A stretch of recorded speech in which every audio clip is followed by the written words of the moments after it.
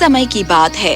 एक दूर दराज के राज्य में एक छोटी सी कुटिया में एक बूढ़ा आदमी रहता था। वो बहुत गरीब था और वो बहुत दुखी होता यदि उसकी इकलौती पुत्री लैला न होती। वो एक बहुत ही होशियार और बुद्धिमान युवती थी और वो उतनी ही बुद्धिमान थी जितनी सुंदर थी। हर दिन वो बाजार की ओर निकल पड़ते और भीख मांगते, पर उन्हें अच्छे खाने के लिए भी गुजारे के लायक नहीं मिलता। कुछ रातें वो भूखे ही सो जाते। एक रात बूढ़ा बैठकर अपनी बेटी को देख रहा था जब वो एक धुन गुनगुना रही थी।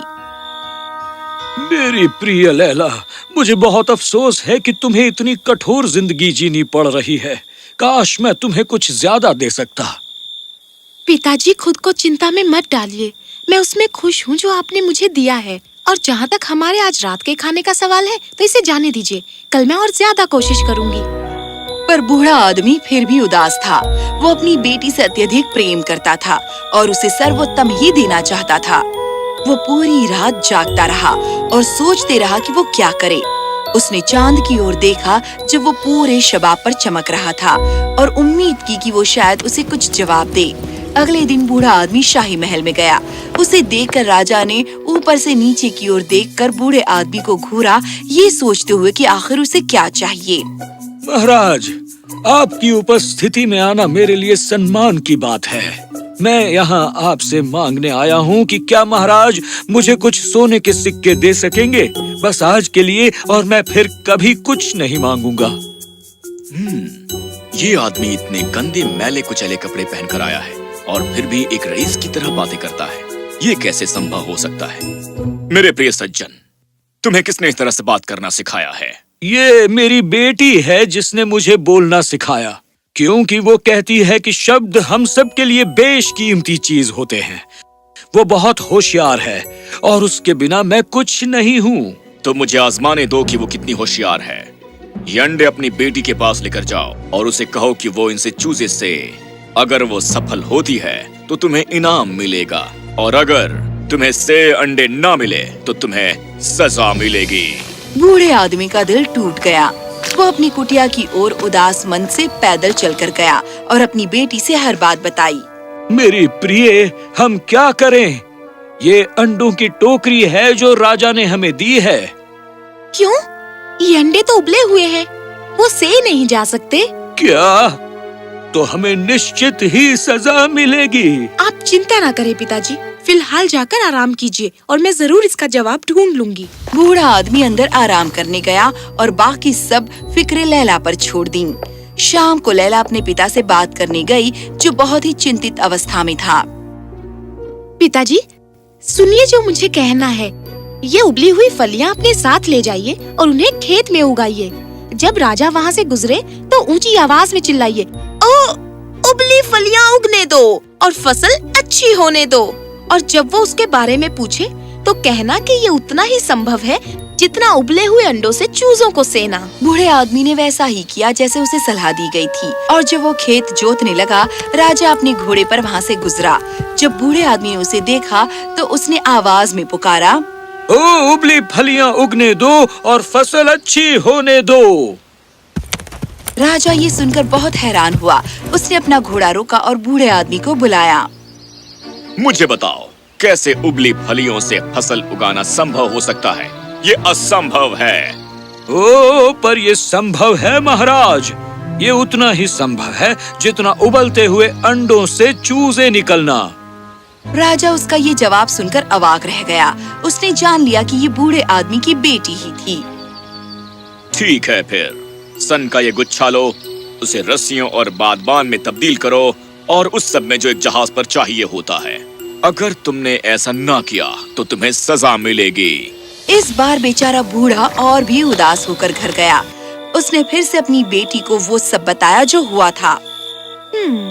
फिक्र मत कीजिए, सब कुछ ठीक हो जाएगा। बहुत देर हो चुकी है, चलिए सो जाइए और कल हमें हमारा जवाब मिल जाएगा। अगले दिन लैला ने लकड़ी का एक छोटा सा टुकड़ा लिया और अपने पिता को दिया। इसे राजा के पास ले जाइए और उनसे कहिए कि यदि वो इससे एक चरखा और करघा बना सके तो मैं वो करूँगी जो कुछ भी वो मुझसे करवाना चाहे। वो बूढ़ा आदमी राजा के पास गया और उसने लैला का संदेश दिया। तुम्हारी बेटी वास्तव में बहुत होशियार है, पर मैंने अभी तक हार नहीं मानी है। ये प्याला ले जाओ, उससे कहो कि इससे उसे पूरे सागर को खाली करना होगा ताकि वो खेत की तरह सूखा हो जाए। ये करो, वरना तुम अगला दिन देखने के लिए जीवित नहीं रहोगे। तो बूढ़ा आदमी भयभीत होकर घर गया, अपने साथ संभल कर वो कप ले जाते हुए। उसके आंसू बह रहे थे जब वो लैला से बात कर रहा था।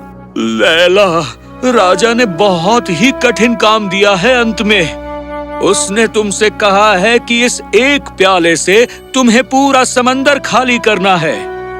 कितना सुंदर कप है। ठीक है, दिन के अंत तक मैं राजा के लिए जवाब तैयार कर लूंगी। भयभीत ना होइए पिताजी, क्योंकि मैं देखूंगी कि हमें कोई हानि ना हो। उस दिन लैला स्वयं राजा के महल में गई। राजा उसकी सुंदरता देखकर हतप्रभ रह गया। क्या तुम यहाँ हार मानने आई हो? बिल्कुल भी नहीं महाराज, मैं आपसे ये मांगने आई हूँ कि क्या आप सभी नदियों और झरनों को रोक सकते हैं कि वो सागर में ना जाएं? तब ही मैं सागर खाली कर सकती हूँ। राजा हैरान रह गया कि ये लड़की कितनी होशियार थी। तुम मेरे सब कामों में सफल हो रही हो, पर मैं तुमसे कुछ प्रश्न पूछना चाहूंगा और देखूंगा कि तुम उन सब का जवाब कैसे देती हो। मुझे बताओ, सबसे दूर की कौन सी बात है जो एक इंसान सुन सकता है? महाराज, सबसे दूर की बात जो एक इंसान सुन सकता है वो है बादलों के गरजने की आवाज और झूठ भी। सही कहा। अब ये बताओ, मेरी दाढ़ी की कीमत क्या है? महाराज, आपकी दाढ़ी की कीमत गर्मियों के मौसम में 3 बरसात के दिनों के बराबर है।